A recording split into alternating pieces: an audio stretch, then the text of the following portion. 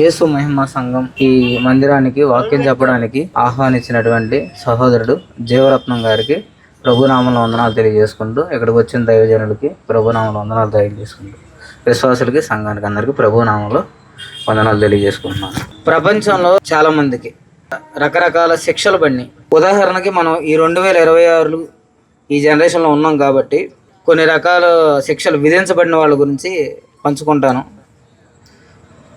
2022-26 మధ్యలో జరిగినటువంటి కొన్ని శిక్షలు. యాసిన్ మాలిక్ అనే ఒక వ్యక్తి భారతదేశానికి వ్యతిరేకంగా రాజద్రోహం కేసులో చిక్కుకున్నాడు. దీని చేసిన తప్పు ఏంటి అంటే భారతదేశంలో ఉన్నటువంటి మత సామరస్యాన్ని, భారతదేశంలో ఉన్నటువంటి ప్రశాంతతని నాశనం చేసే ఉగ్రవాద చర్యలకి పాల్పడ్డాడు. అయితే ఆ కేసు మీద తనని అరెస్ట్ చేశారు. NIA ఆధ్వర్యంలో తనకి శిక్ష విధించబడింది. గౌరవ కోర్టులో జీవిత ఖైదు. ఎందుకని? భారతదేశానికి వ్యతిరేకమైన ఉగ్రవాద చర్యలు తను చేయడానికి పాల్గొన్నాడు. రెండవది, లాలూ ప్రసాద్ యాదవ్ అని బీహార్ మాజీ ముఖ్యమంత్రి అయిన ఈయన ఒక దానాకు సంబంధించినటువంటి కారాగారంలో లేదంటే దానికి సంబంధించినటువంటి నిధుల్లో 139 కోట్లు కుంభకోణం చేశాడు. అంటే ప్రభుత్వం లెక్కలు, అధికారం, అక్కడ నుండి వచ్చినటువంటి పర్మిషన్స్ ఏమీ లేకుండా డబ్బులు విత్డ్రా చేశాడు. దానికి సంబంధించి అతనికి 60 లక్షలకు పైగా జరిమానా, 5 సంవత్సరాలు కఠిన కారాగార శిక్ష విధించారు.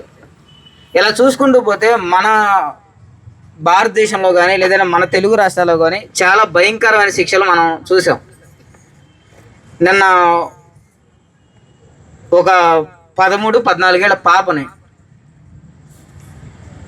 30 రోజుల పాటు నిర్బంధం చేసి 32 మంది అత్యంత భయానకంగా రేప్ చేశారు. ఆమె హాస్పిటల్లో ఉండి చనిపోయింది. ఆ పాప తాత వయసు ఉన్నటువంటి ఒక వ్యక్తి ఆడుకుంటాకు వచ్చినటువంటి పిల్లని మానభంగం చేసి బయట ఎక్కడైనా చెప్పిద్దేమో అనే కారణంతో ఆ పిల్లని మానభంగం చేసి చంపేసి చెరువులో దోసేశాడు. ఈ సమాచారాన్ని నేను చెప్పడానికి గల కారణం ఉంది, దాన్ని నేను చెప్తాను, వినండి. అంటే ఏంటి ఇవన్నీ చెప్పి మిమ్మల్ని ఏదో ఇలాగా భయానికి గురి చేయాలని కాదు. నాకంటే ముందు సోషల్ మీడియాలో చక్కర్లు కొట్టిన ఈ విషయాలు నా దాకా వచ్చినాయి.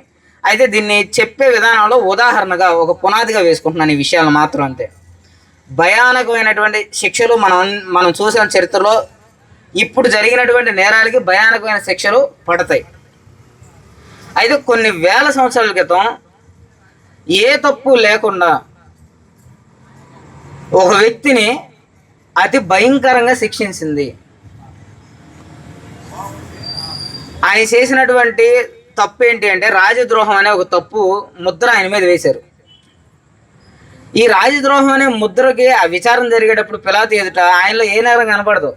ఎవరికి? జడ్జి గారికి. వాళ్ళు నిరూపించినటువంటి, వాళ్ళు పెట్టినటువంటి కేసులు, వాళ్ళు బనాయించినటువంటి సెక్షన్లు అవన్నీ పనికి రాకుండా పోతాయి. ఆయన అంటాడు, భయం వేస్తుంది ఈయనకు శిక్ష విధించాలి అంటే, కాబట్టి మీరు తీసుకెళ్ళి ఏం చేసుకుంటారో చేసుకోండి, మీరు ఏదైనా చేసుకోండి, ఇంకా నాకు సంబంధం లేదు, అయితే ఈ రక్తాపరాధానికి నాకు సంబంధం లేదని చేతులు కడుక్కుంటాడు. కానీ అవతల నుంచి కొంతమంది ఏం చేస్తారంటే ప్రజలు, లేదు అతను చంపాల్సింది, అతను సిలువ వేయాలి, ఆ రక్తాపరాధం మా మీద మా పిల్లల మీద పండవండి అని ప్రజలందరూ కోరుకున్నారు. ఈ సందర్భాన్ని ఇదంతా ఒక పక్కన పెట్టుకోండి. తప్పు చేసినటువంటి విషయాలకి పడిన శిక్షలు, తప్పు చేయనటువంటి విషయానికి పడిన శిక్ష, ఈ శిక్షలు చాలా పడినాయి. ఈ శిక్షలన్నీ చూసాం అందరం. కొంతమంది తప్పించుకున్నారు, కొంతమంది దాంట్లో చిక్కుకున్నారు. కానీ ప్రభువైన యేసుక్రీస్తు వారికి విధించిన శిక్ష ప్రపంచాన్ని కదిపేసింది. ఆ తర్వాత ఎవరైతే మా మీద పడినవ్వండి, మా పిల్లల మీద పడినవ్వండి, ఆ శిక్షని, ఆ రక్తాపరాధాన్ని ఉన్నారో వాళ్ళందరూ వాళ్ళు అన్నటువంటి ఆ దేశంలో మోకాళ్ళ లోతు రక్తం పారేంత రక్త బీభత్సం జరిగింది. చరిత్ర చెప్తుంది ఇది. ఇంతకీ ప్రభువైన యేసుక్రీస్తు వారు అంతగా చంపబడ్డానికి ఆయన చెప్పినటువంటి విషయాలు ఏంటని చూద్దాం. మత్తయి సువార్త 5వ అధ్యాయం 1వ వచనం. 5వ అధ్యాయం 1వ వచనం దగ్గర నుంచి ఉన్న సందర్భాన్ని చదువుదాం. ఆయన జనసమూహమును చూచి కొండ ఎక్కి కూర్చుండగా ఆయన శిష్యులు ఆయన యొద్దకు వచ్చిరి. అప్పుడు ఆయన నోరు తెరచి ఈలాగు బోధింపసాగెను. ఆత్మ విషయమై దీనులైన వారు ధన్యులు, పరలోక రాజ్యం వారిది. దుఃఖపడు వారు ధన్యులు, వారు ఓదార్చబడుదురు. సాత్వికులు ధన్యులు, భూలోకమును స్వతంత్రించుకొందురు. నీతి కొరకు ఆకలి దప్పులు గలవారు ధన్యులు, వారు తృప్తిపరచబడుదురు. కనికరము గలవారు ధన్యులు, వారు కనికరం పొందుదురు. హృదయ శుద్ధి గలవారు ధన్యులు, వారు దేవుణ్ణి చూచెదరు. సమాధానపరచువారు ధన్యులు, వారు దేవుని కుమారులు అనబడుదురు. చాలు చాలు. ఇప్పుడు యేసుక్రీస్తు వారు సమాజంలోకి వచ్చి ఆయన మాట్లాడిన మాటలో ఎవరికైనా తప్పు కనపడిందా? తప్పు కనపడలేదు. అయితే ఈయన ఈ మాటలు చెప్పింది ఎక్కడంటే, ఎవరైతే దేవుడికి దగ్గరగా ఉంటారో, ఎవరైతే దేవుడిని అనునిత్యం కొలుస్తూ ఉంటారో, పూజిస్తూ ఉంటారో, ప్రార్థిస్తూ ఉంటారో, లేఖనాలన్నింటినీ వింటూ ఉంటారో, వాళ్ళ మధ్యలో చెప్పిన మాటలు. ఇప్పుడు దేవుడికి దగ్గరగా ఉండే వ్యక్తి దగ్గర ఏవైనా మంచి విషయాలు మాట్లాడామనుకో, వాళ్ళకి సంతోషం వచ్చిద్దా, బాధ వచ్చిద్దా? జీవరత్నం గారు మా ఇంటికి వచ్చారు. అన్న, యేసుక్రీస్తు మన కోసం అపరిమితంగా మనల్ని ప్రేమించి ప్రాణం పెట్టాడు కదా, ఆయనకి మనం ఏమి ఇవ్వగలమన్నా? మనం ఏమి ఇచ్చినా తక్కువే, ఏమి ఇవ్వలేమని ప్రార్థన చేయడం తప్పించి మనం ఏమీ చేయలేమన్నా అని నేను అన్నాను అనుకో, జీవరత్నంగా లేచి, నీకు సిగ్గుందా, నువ్వు అలా మాట్లాడుతున్నావు, ఏం చేయడం ఏంటి, నేను అర్జెంటుగా జైల్లో వేయాలంటే? విచిత్రమా కాదా? దేవుడు ప్రజ, దేవుడు కనుగొడ్డుగా పిలువబడుతున్న వాళ్ళు, ఇజ్రాయేలు నా సైన్యం అని దేవుడు వాళ్ళని మెచ్చుకున్నాడు. వాళ్ళ మధ్యలో యేసుక్రీస్తు వెళ్ళి ఈ విషయాలు చెప్తుంటే వాళ్ళు ఎవడు వీడు అంటే అధికారం కలిగిన వాళ్ళలాగా బోధిస్తున్నారు. అంటే వాళ్ళ టీచింగ్కి ఈయన టీచింగ్కి చాలా తేడా ఉంది. యేసుక్రీస్తు చెప్పే మాటలకి వీళ్ళు చెప్పే మాటలకి చాలా తేడా ఉంది. అంటే ఈయన మాటలు జనాలు విని ఇటు సైడ్ మొగ్గు చూపితే మన వ్యాపారం చెడిపోద్దని. ఏంటి? మన వ్యాపారం చెడిపోద్దని. రెండవది, మనకి ఇచ్చేటటువంటి ప్రాముఖ్యత పోద్దని, భయం, ఆధిపత్యం పోద్దని భయం. ప్రభు అయిన యేసుక్రీస్తు వారిని చూస్తే రావాల్సింది ఏంటి? ఆనందం రావాలి, ఎగిరి గంతేయాలి. ఏమని? నువ్వు ఇప్పుడు వరకు చేసిన పాపాలు మొత్తాన్ని నేను క్షమిస్తాను, నీ పాపపు జీవితాన్ని విడిచిపెట్టి నా దగ్గర పశ్చాత్తాపంతో అని చెప్తే, ఒక పాపికి అంతకు మించి శుభవార్తే ఉంది. అప్పుడు దాకా తాగాడు, తిరిగాడు, ఇష్టం వచ్చినట్టు చేశాడు. అయితే గుండెల్లో ఒక పాప భీతి, నేను చనిపోతే నా పరిస్థితి ఏంటి, నేను చేయరానని పాపాలు చేశాను, చేయరానని ఈ విధానాలుగా ఇది చేశాను. అయితే ఇప్పుడు ఇవన్నిటికీ శిక్ష కాకుండా క్షమాపణ వచ్చింది అంటే ఎగిరి గంతు రావాలి. అవునా? అయితే యూదుల మధ్యలో వాళ్ళ కరువైందని చెప్తున్నాడు. మీ దగ్గర దయ లేదు, మీరు దుఃఖపడట్లేదు, మీరు చేసిన విషయాల్లో మీకు పశ్చాత్తాపం లేదు, దేవుడికి వ్యతిరేకమైన విషయాలు చేస్తున్నారు, కఠినపరచబడ్డారు.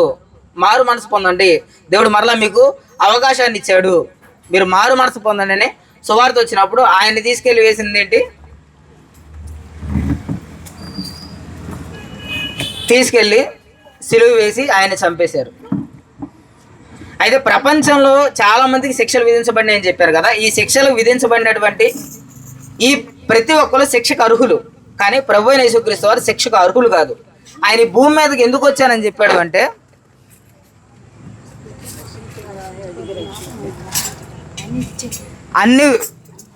మైక్ రావట్లేదు. ఎవరైతే అన్ని విషయాల్లో చెడిపోయి ఉంటారో, నేను పాపిని అని తన హృదయంలో దోషారోపణ చేస్తూ ఉంటారో, వాళ్ళందరికీ వచ్చిన శుభవార్త ఆయన యేసుక్రీస్తు పాపులకు వచ్చినటువంటి శుభవార్త. ఏమైంది? ఇది వస్తుందా? ఆయన పాపుల కోసం వచ్చినటువంటి శుభవార్త. పాపం చేసి శిక్ష అనుభవించారంటే ఒక అర్థం ఉంది, కానీ ఏ పాపం చేయకుండా శిక్ష అనుభవించిన ఆయన ఎందుకు అనుభవించాడు అంటే, పాపం చేసిన వాళ్ళని నరక శిక్ష నుంచి తప్పించడానికి. తప్పు చేసిన వాడు శిక్ష అనుభవిస్తుంది తను చేసిన తప్పు కోసం. ఇప్పుడు నిర్భయ చట్టం వచ్చింది, దానికి రావడానికి కారణం ఏంటి? ఇన్ని రకాల చట్టాలు వచ్చినాయి. రావడం కారణం ఏంటి? వాళ్ళు చేసిన పాపాలకి వాళ్ళు అనుభవించే శిక్షలు. అలాంటి తప్పు ఎవరైనా చేస్తే తీసుకువెళ్ళి ఆ శిక్ష కింద లోపలేసేస్తారు. కానీ యేసుక్రీస్తు చనిపోయింది ఎందుకంటే అన్ని విషయాల్లో చెడిపోయిన వాళ్ళని అలా తీసుకెళ్ళి నరకంలో పడేయడానికి కాదు. యేసుక్రీస్తు చనిపోయింది అన్ని విషయాల్లో చెడిపోయిన వాడికి ఒక అవకాశం ఇవ్వడానికి వచ్చాడు. ఇంతకీ బ్రదర్ అన్ని విషయాల్లో చెడిపోయిన వాళ్ళు అంటే అన్ని చోట్ల దొరకరు కదా అని కొంతమంది భ్రమలో ఉంటారు. కానీ రెండు ఉన్నాయి, ఒకటి నిజం, ఒకటి అబద్ధం. ఎవరు కాదన్నా అవే ఉంటాయి. ఒకటి అభిప్రాయం ఉండిద్ది, ఒకటి నిజం ఉండిద్ది. 2 రోజుల 8 అనేది నా అభిప్రాయం నిజం, 2 రోజులు 4 అనేది నిజం. అలాగే మరణించేలోపు మనిషి రకరకాల అభిప్రాయాలు పెట్టుకుంటారు. అరే నేను ఇప్పుడు దాకా ఒకటి దగ్గర 1 కోటి రూపాయలు మోసం చేశాను, జనాల దగ్గర 1 కోటి రూపాయలు తీసుకున్నానరా, చీటీలు వేసానరా, ఎగ్గొట్టానరా, తాగానరా, తిరిగానరా, కుటుంబానికి గౌరవం ఇవ్వలేదురా, కుటుంబంలో రూపాయికి పనికి రాకుండా పోయానరా, పర్వాలేదు ఎవరైనా అడుక్కుండేవాడికి ఒక 100 రూపాయలు ఇస్తే పోద్ది, లేదంటే ఎవరికైనా ఒక మూట కింద పెట్టి లేపుకోలేకపోతే అట్లాంటి వాడు తల మీద మూట పెడితే పోద్ది, నేను ఇన్ని మంచి పనులు చేస్తున్నాను కదా ఇవన్నీ కవర్ అవ్వంటావా అని చాలామంది అనుకుంటారు. విషయం ఏంటంటే మన కళ్ళ ముందే తప్పు చేసిన ప్రతి ఒక్కడికి శిక్ష పడుతుంది. ఉదాహరణ నేను ఈ మెయిన్ పాయింట్లు మీకు చెప్పడానికి ఫస్ట్ రాగానే ఈ నేర చరిత్ర భారతదేశాన్ని పాలించే వాళ్ళ దగ్గర నుంచి భారతదేశ పతనాన్ని కోరుకునే ప్రతి ఒక్కడి నేర చరిత్ర చెప్పడానికి కారణం ఏంటి అంటే శిక్ష పడిద్ది, ఎవరికి వెసులుబాటు లేదు. ఈ భూమి మీదే చిన్న తప్పు దగ్గర నుంచి పెద్ద తప్పు వరకు శిక్షలు పడుతుంటే దేవుడు పోలికని పోగొట్టుకొని తన శరీరాన్ని అపవిత్రం చేసుకుంటూ బ్రతికే ప్రతి ఒక్కడికి శిక్ష పడదా దేవుడి దగ్గర? ప్రతి రిలీజన్లో ప్రతి జనాంగానికి రకరకాల నమ్మకాలు ఉంటాయి. అయితే ఈ నమ్మకాల్లో కొంతమంది పరిమితం చేస్తూ ఉంటారు అక్కడికి. కానీ దేవుడు అనేవాడు తన ఉద్దేశంతో మనిషిని తయారు చేశాడు. ప్రతి మనిషికి చేతిలో ఫోన్ ఉందంటే దానికి ఉద్దేశం ఉంది. తను ఇన్స్టాగ్రామ్ వాడతాడు, ఫేస్బుక్ వాడతాడు, యూట్యూబ్ వాడతాడు, కొంతమంది కార్టూన్ ఛానల్స్ చూస్తారు, కొంతమంది పోర్న్ వీడియోస్ చూస్తారు, రకరకాల ఎడ్యుకేషన్స్ కోసం దాన్ని వాడుతూ ఉంటారు వాళ్ళకి కావలసినటువంటి విధానంగా. ఉంది అంటే దానికి ఒక పర్పస్ ఉంది. అలాగే భూమి మీద మనం ఉండడానికి కూడా ఒక పర్పస్ ఉంది. ఆ పర్పస్ ఏంటి అంటే దేవుడు శక్తిమంతుడు, ఆయన చేసినటువంటి ఆ శక్తి కార్యాలన్నింటినీ అనుభవించి ఆయన స్తుతించడానికి మనిషిని చేశాడు. మీకు అర్థం కావడానికి ఒక వాల్ పెయింటర్ ఉన్నాడు, ఆ వ్యక్తి అందంగా డిజైన్ చేస్తున్నాడు. తన ఇంట్లో కూర్చొని ఒక గోడకి ఒక డిజైన్ వేసి ఎంత బాగున్నావని తను అనుకుంటే తనకి ఏమైనా వచ్చిద్దా? తనలో టాలెంట్ తను చూసుకుంటే ఎవరైనా చూసి మెచ్చుకోవాలనుకుంటాడు, అవునా? జగత్తు పునాది వేయబడిన కాడ నుంచి సృష్టింపబడిన సృష్టాన్ని చూడగా దేవుడు తేటపడుచున్నాడు. అయితే మనలో ఒక స్కిల్ ఉండి దాన్ని 10 మంది చూసి మెచ్చుకోవాలని మనం అనుకుంటున్నామే. దేవుడికి ఉన్న స్కిల్ ముందు ఎవరి స్కిల్ అయినా పనిచేస్తుందా? కుక్క బొమ్మ తయారు చేస్తున్నారు, మరి ఒరిజినల్ కుక్క చేసిన ఆయన గొప్పడా, కుక్క బొమ్మ తయారు చేసినాడు గొప్పడా?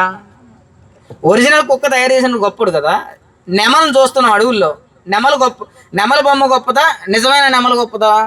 నిజమైన నెమల గొప్పది. దాని ఇవంటే చూసారా నిప్స్, అవి కొనుక్కోడానికి ఎగబడతాం, బీసెంట్లో పట్టుకొని తిరుగుతూ ఉంటారు. అంటే ఉన్న ప్రాముఖ్యత దేవుడికి ప్రపంచంలో ఎవరికి లేని స్కిల్ ఉంది. ఆయన చెయ్యి కలప అవసరం లేదు, కాలు కలప అవసరం లేదు, ఏం చేయవసరం లేదు. ఆయన నోటి మాటతో ఆది అని దేవుడు భూమి ఆకాశాలని సృష్టించబడాలి అన్నాడు. మొత్తం కలిగిని నేలమంటితో నరుణ్ణి నిర్మించాడు. ఆయన స్వహస్తాలతో చేసింది ఎవరైనా ఉన్నారంటే మనిషే. ఎందుకు చేశాడు? రెండోది తన స్వరూపంలో చేశాడని బైబుల్ చెప్తుంది, బైబుల్ దేవుడు చెప్తున్నాడు. ఈ విషయాన్ని నేను ఎందుకు మెన్షన్ చేస్తున్నానంటే దేవుడు మనిషిని ఎందుకు తయారు చేశాడు, మనిషి ఎక్కడ ఎందుకు ఉన్నాడు అనే దానికి బైబుల్ ఇచ్చేటటువంటి వివరణ ఏంటి అని చెప్తున్నాను నేను. ఇది ఎక్కడి నుండి వచ్చింది? శిక్షలు పడుతున్నాయి ఫస్ట్ పాయింట్, చాలామంది శిక్షలు అనుభవిస్తున్నాడు. అదేవిధంగా యేసుక్రీస్తు ఏ తప్పు చేయకుండా శిక్ష అనుభవించారు. కారణం ఏంటంటే మానవ జాతి పాపం. వీళ్ళందరూ శిక్షలు అనుభవించారంటే ఒక అర్థం ఉంది, కానీ ఈయన శిక్ష అనుభవించారంటే అర్థం ఏంటి? దానికి వెనమాల ఉన్నటువంటి నిగూఢ సత్యం ఏంటి అంటే మానవ జాతి ఆయన స్వరూపం, ఆయన చేతితో చేసుకున్నటువంటి స్వరూపం అనే దగ్గరికి, సృష్టి దగ్గరికి తీసుకొని వచ్చాను మిమ్మల్ని. అర్థమైందా? ప్యాటర్న్ అర్థమవుతుందా? ప్రభువైన యేసుక్రీస్తు వారు నేలమంటితో నరుణ్ణి నిర్మించి తన నాసికారంధ్రాల్లో జీవవాయువు ఊదగా నరుడు జీవాత్మ అయ్యాడు. అంటే బ్రతుకుతున్నాడు, మాట్లాడుతున్నాడు. ఇదంతా ఎవరి పోలిక? దేవుడు పోలిక. దేవుడు పోలిక అయితేనే ఒక మంచి విషయాన్ని చూసి ఇది బాగుంది అని చెప్పగలిగే రైట్ ఉంది, చెప్పగలిగే స్వేచ్ఛ ఉంది, మాట్లాడే గొంతు ఉంది. పాముకి ఒక అందమైన శిల్పం కనిపించింది అనుకో, ఏ ఉన్నామని ఆగిద్ది అక్కడ? ఆగదు. అక్కడ ఆగగలిగేటటువంటి ఏకైక జీవి ఎవరు? మనిషి. స్త్రీ కావచ్చు, పురుషుడు కావచ్చు, చిన్నపిల్లలు కావచ్చు, పెద్దోళ్ళు కావచ్చు, ఎవరైనా మనిషి. ఏ దేశంలో ఉన్న వ్యక్తి అయినా సరే అద్భుతం జరిగినప్పుడు, పెద్ద వండర్ జరిగినప్పుడు మాత్రం స్పందించగలడు. టీవీ 9లో కూర్చొని మాట్లాడుతున్నాడంటే న్యూస్ గురించి, ఎవరు ఆ జ్ఞానం ఇచ్చింది? ఎవరు? ఇలాగా దేవుడు పరిపాలించేటటువంటి పరిపాలనా తత్వం, దేవుడు ఆలోచించేటటువంటి జ్ఞానం, దేవుడు మాట్లాడగలిగేటటువంటి మాట, నోరు, ఇవన్నీ క్రియలన్నీ దేవుడు ఇచ్చినటువంటి పోలికలు. దేవుడు చేసే అద్భుత కార్యాలను అర్థం చేసుకొని పొగడాలి అంటే, స్తుతించాలి అంటే కేవలం మనిషి వల్ల అవిద్ది. ఎందుకు చేశాడు? అంత అద్భుతాన్ని చేయగలిగినటువంటి నేను దీన్ని నీకిస్తున్నాను, నువ్వు దీన్ని అంతా అనుభవించి టేస్ట్ ఎలాగుందో చెప్పు. అమ్మ శుభ్రంగా పొద్దునే టిఫిన్ చేసిద్ది. మా నాయనమ్మ ఉండేది, మా నాయనమ్మ, మా మదర్ చిన్నప్పుడు చనిపోయారు, నాయనమ్మ ఉండేది. పొద్దున్నే లేచిన తర్వాత ఉప్మా చేసేది, ప్రత్యేకంగా తెచ్చి ముందు పెట్టేది. ఎవరికి పెట్టేది కదా, ముందు పెట్టి ఎలా ఉందో చూడనేది. ఎందుకు అనేవాడిని, నువ్వు చెప్తే మిగతా వాళ్ళకి పెడతానని. నాకు అర్థం కాదు, ఎందుకు నా ముందు పెట్టావు ఇప్పుడు ఇది తెచ్చి అంటే, ఎలా ఉందో రుచి చెప్పు, నేను అద్భుతంగా చేస్తానని నాకు తెలుసు, నువ్వు చెప్తే అదొక సాటిస్ఫాక్షన్. అంటే దేవుడు ఎంత అద్భుతమైన ప్రపంచాన్ని చేశాడు. ఒక యాప్లుగా తింటున్నావు అంటే 10 రూపాయలకి వచ్చిందని కాదు, దాంట్లో ఉన్నటువంటి విలక్షణత, దాంట్లో ఉన్నటువంటి మెడికల్ వాల్యూస్, దాంట్లో ఉన్నటువంటి ఆ సారవంతం. జాంకాయ తింటున్నావు అంటే, ఫ్రూట్సే కానీ ప్రతిదీ చూడండి, ఒక్కొక్క వెరైటీ, ఒక్కొక్క విచిత్రం ఫ్రూట్. అది మనకు డబ్బులకు వస్తుంది కాబట్టి దాన్ని చిన్న చూపు చూస్తాం, మనం సగం కట్ చేసి సగం కాల్లో పడేస్తాం. కానీ అది దొరకనప్పుడు దాని విలువ మనకు తెలిసిద్ది. అంతేందుకు మార్కెట్లో ఆనియన్స్ ఉంటాయి, ఉల్లిపాయలు ఉంటాయి. ఈ ఉల్లిపాయలు 10 రూపాయలు అన్నప్పుడు ఒకలాగా వాడతారు, 100 రూపాయలు ఉన్నప్పుడు ఒకలాగా వాడతారు. ఏంటి తేడా? విలువ. అంటే అవైలబిలిటీని బట్టి ఈరోజు ఎవరికి ఏమి తక్కువ కాకుండా ప్రతిదాన్ని అనుభవిస్తున్నాం. ఇది ఎంత అద్భుతమైన ప్రపంచాన్ని చూస్తూ అనుభవిస్తున్నాం. మనం దేవుణ్ణి స్తుతించడానికే చేశాడు, మనందరినీ దానికే చేశాడు. ఆయనకున్న శక్తిని, ఆయన స్వరూపం అనుభవించాలి అంటే మనమే. ఇది చేయకోకుండా మానవ జాతి ఏం చేస్తుందంటే, దేవుడిచ్చినటువంటి భూమి మీద బతుకుతూ, దేవుడిచ్చినటువంటి గాలిని పీలుస్తూ, ఆహారాన్ని తింటూ, అన్ని వసతులు తయారు చేసుకుంటూ, సముద్రాల మీద ప్రయాణం చేస్తూ దేవుడి యొక్క శక్తిని కొని ఆడుకోకుండా ఇదవుతుంది. రోమీలకు రాసిన పత్రిక 1వ అధ్యాయం 18వ వచనం. రోమీలకు రాసిన పత్రిక, దుర్నీతి చేత సత్యమును అడ్డగించు మనుషుల యొక్క సమస్త భక్తిహీనత మీదను దుర్నీతి మీదను దేవుని కోపం పరలోకం నుండి బయలుపరుస్తుంది. చాలు, నేను చదువుతాను. దుర్నీతి చేత సత్యమును అడ్డగించు మనుషుల యొక్క సమస్త భక్తిహీనత మీదను దుర్నీతి మీదను దేవుని కోపం పరలోకం నుంచి బయలుపరుచున్నది. ఎందుకనగా దేవుని గూర్చి తెలియశక్యమైనది ఏదో అది వారి మధ్య విషిదమై ఉన్నది, దేవుడు అది వారికి విషిదపరిచెను. ఆయన అదృశ్య లక్షణము అనగా ఆయన నిత్య శక్తియు దైవత్వమును జగత్తుత్పత్తి మొదలుకొని సృష్టింపబడిన వస్తువులు ఆలోచించడం వలన తేటపడుచున్నవి గనుక వారు నిరుత్తరులై ఉన్నారు. మరియు వారు దేవుణ్ణి ఎరిగి ఆయనను దేవునిగా మహిమపరచలేదు, కృతజ్ఞతాస్తుతులు చెల్లింపలేదు, కానీ తమ వాదముల యందు వ్యర్థులయ్యారు. దేవుడు చేసిన ప్రతిదాన్ని అనుభవిస్తున్నారంట, కానీ దేవుడికి కృతజ్ఞతాస్తుతులు చెల్లించట్లేదు. పక్కన పెట్టండి, వాదాలు పెట్టుకుంటున్నారంట. ఏంటి వాదాలు? దేవుడు అంటే రక్షించాలి కదా, ఎందుకు చనిపోయాడు? దేవుడు అంటే కత్తులు పట్టుకొని పరిగెత్తాలి కదా, మేకులు కొట్టించుకొని ఎందుకని కర్రలకు వేలాడుతున్నాడు? ఇది అవసరం. ఎందుకంటే ప్రపంచ వేదికల మీద మనం చెప్పకపోతే ఇంకెవరు చెప్తారు? మనమే చెప్పాలి. ఆయన 2 చెక్క ముక్కలు 3 మేకుల మీద మిగిలాడు అంటే ఆ స్థానంలో నిన్ను ఉంచకూడదని అంతటి కోపాన్ని, అంతటి ఉపద్రవాన్ని తాగాడు. ఆయన ఆ స్థానంలో వేలాడాడు కాబట్టే మదర్ తెరిసా భారతదేశానికి వచ్చి ఇంత సేవ చేయగలిగింది. ఆ స్థానంలో ఆయన వేలాడాడు కాబట్టే ఉచితార్థంగా ఇంగ్లాండ్ నుండి వచ్చి ఇక్కడ సేవ చేసి కుష్టి రోగులకి, మన భారతదేశంలో ఉన్నటువంటి కుష్టి రోగులకి అంత అన్నం పెట్టి, అంత ఆరోగ్యం చెప్పి, అన్ని ట్యాబ్లెట్లు ఇచ్చి వాళ్ళని బ్రతికించుకొని ఆ ఊరు వాళ్ళ చేతే తగలబెట్టించుకొని చచ్చిపోయారు. కేసు పెట్టల. ఆ ఊర్లోనే కొంతమంది కేసు పెడితే దేవుడు ఎంతకంటే పాపులుగా ఉన్నప్పుడు నన్ను, నా భర్తని క్షమించాడు, కాబట్టి నా భర్తని, నా పిల్లల్ని చంపిన వాళ్ళని కూడా నేను క్షమిస్తున్నాను.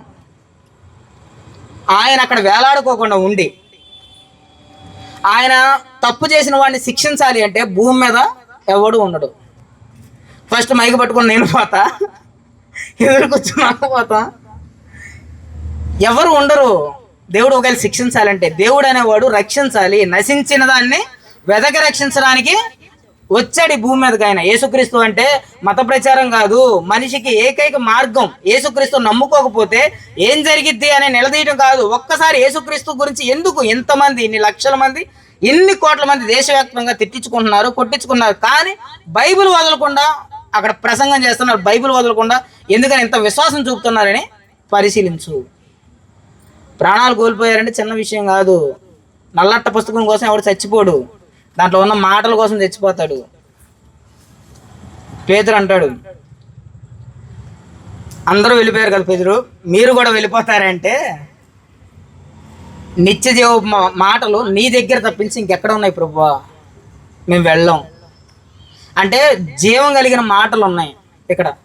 కానీ కొన్ని వేల మంది వెళ్ళిపోయినా కానీ ఆ రోజు యేసుక్రీస్తుని వదిలి వీళ్ళు మాత్రం, ఈ పనిని మాత్రం ప్రపంచానికి కనిపించారు. వీళ్ళు తిరిగిన దేశాలు, వీళ్ళు చేసిన పరిచర్య అంతా ఇంత కాదు. వీళ్ళ మాటలు విన్నవాళ్ళు ఎంతమంది వాళ్ళ ఆస్తులమ్మి సేవా కార్యక్రమాలు చేశారు. ఈ రోజుకి మన భారతదేశంలో, ఆంధ్రాలో ఉన్నటువంటి క్రిస్టియన్ మిషనరీ హాస్టల్స్, పొద్దున కూడా నేను మంగళగిరిలో ఒక ప్రేయర్ మీటింగ్కి వెళ్ళి వచ్చినప్పుడు అక్కడ పక్కన ఒక హాస్టల్ ఉంది. లోపల కుష్టి రోగులు ఉన్నారు, చిన్న పిల్లలు. వాళ్ళ ఈ చెంపలు ఎన్ని పగిలిపోయి దీంట్లో వస్తున్నాయి, ఇది కారుతుంటే అక్కడ ఒక అన్న ఉన్నాడు. ఆయన అలా చేత్తో తుడిచి, తన చొక్కాతో తుడిచి, చీము కారుతుంది, చొక్కాతో తుడిచి ఆ పౌడర్ రాస్తున్నాడు. మళ్ళీ ఒక 10 నిమిషాలకి మళ్ళీ కామనే, మళ్ళీ చీము వస్తుంది.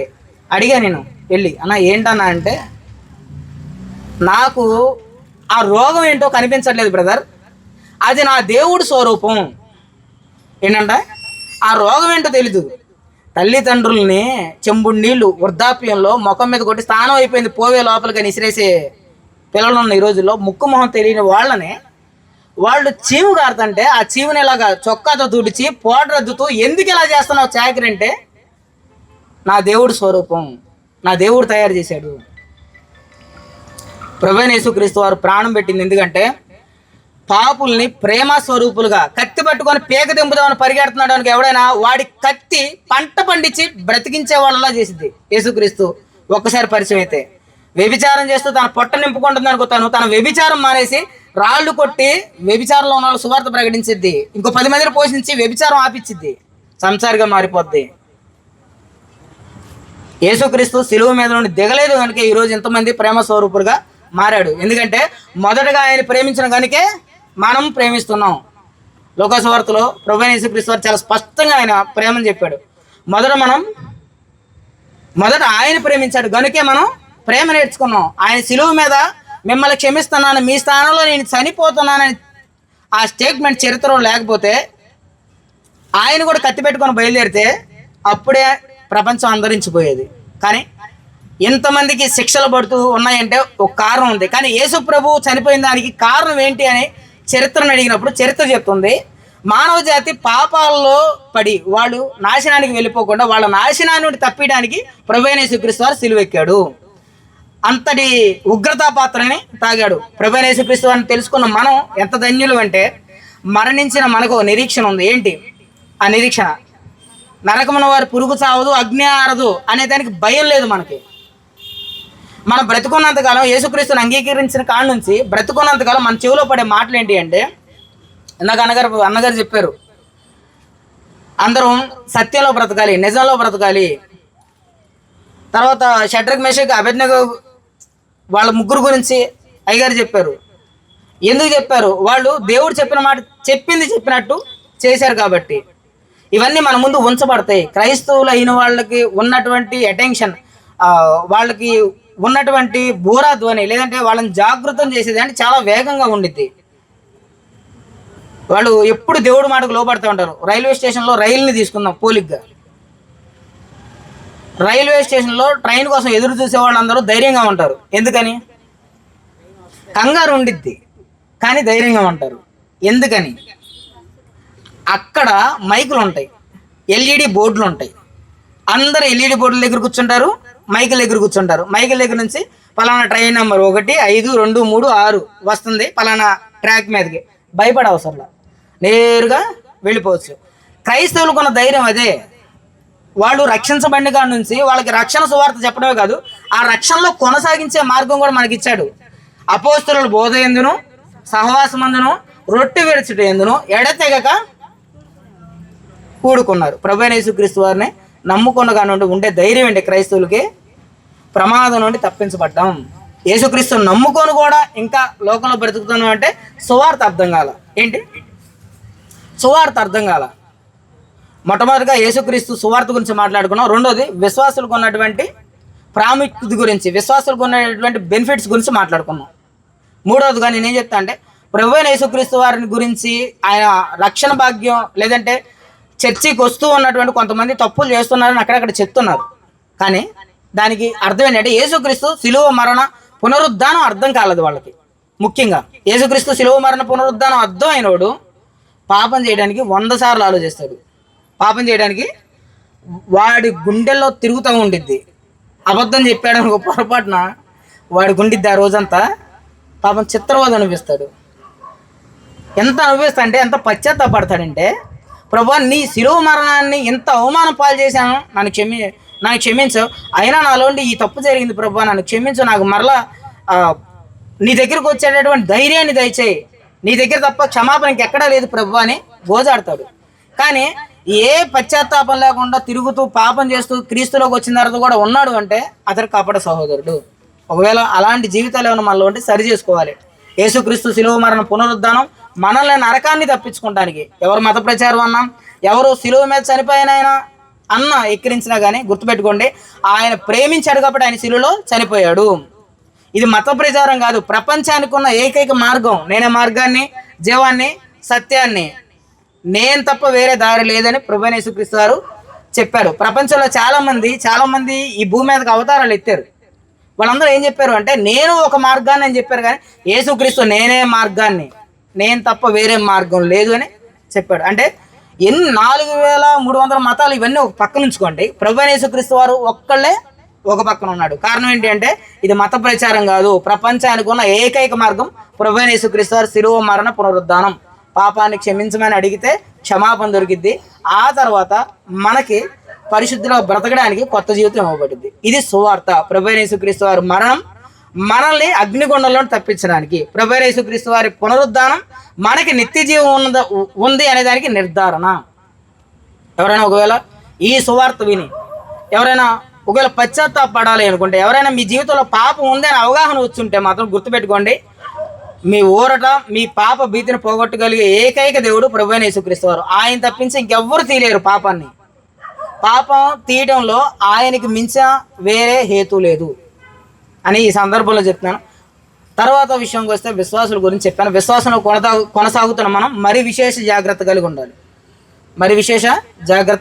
ఎందుకంటే అపవాది, రెండవది మన హృదయం, బలహీనమైన హృదయం. ప్రతిదాన్ని ప్రభు పాదాలు చెంత పెట్టుకొని మన ముందుంచబడినటువంటి పరుగు పందెంలో ప్రభు వైపు చూస్తూ ఓపికతో పరిగెత్తాలి.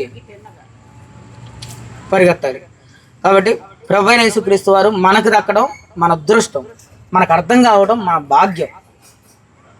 ఏమి ఇచ్చామో మరి ఆయనకి మన దగ్గర నుండి ఏం వచ్చిందో ఏమీ లేదు నాకు తెలిసి, కానీ అంత ప్రేమామూర్తి మన కోసం చనిపోయాడంటే మనం ఇంకెంత ప్రేమించాలని ఆయన కోరుకుంటున్నాడు. బైబిల్ చెప్తుంది. బైబిల్లో ప్రధానమైన ఆజ్ఞలు 2. ఒకటి, పూర్ణ హృదయంతో, పూర్ణ ఆత్మతో, పూర్ణ బలంతో, పూర్ణ వివేకంతో నీ దేవుడైన ప్రభువుని ప్రేమించాలి. తర్వాత నిన్ను వలె నీ పొరుగు వారిని ప్రేమించాలి. బైబిల్ అంతా పూర్తి అయిపోయింది.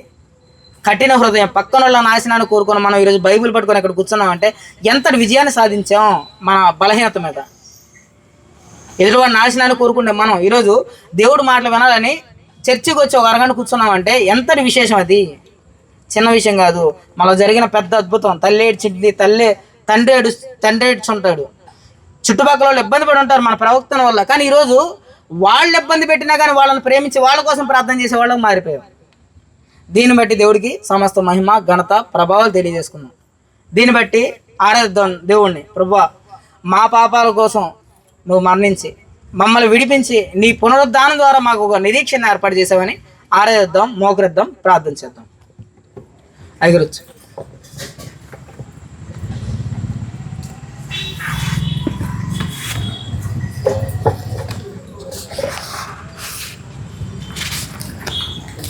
దేవుని చక్కని సందేశాన్ని మనము